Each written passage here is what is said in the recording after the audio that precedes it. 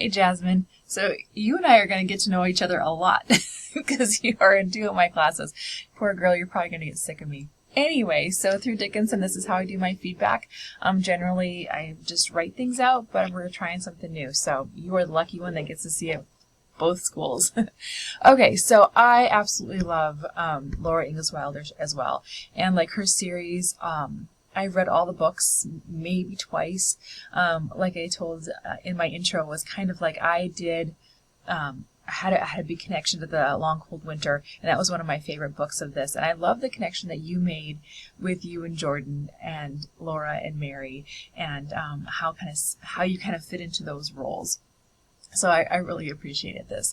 These books, you could probably read these books to the age group is huge. I mean, younger kids are going to get more of the, adventurous spirit type of it. The older kids are going to get more of like, how things must have been to be a part of their world, and like the outside views of, how they did most of their daily life things. So great books and great series.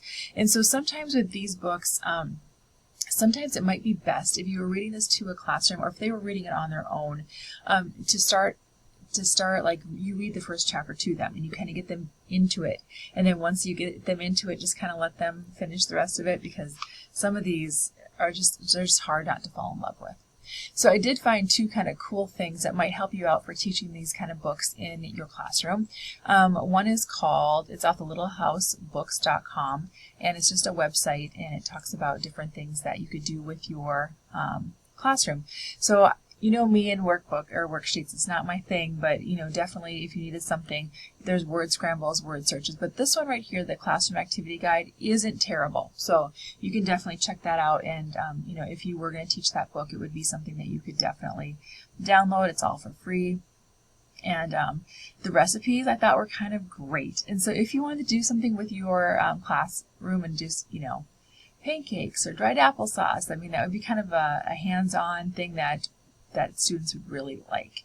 There is quizzes on this as well, but you take those and leave those as you want, but it's kind of a cool resource to use.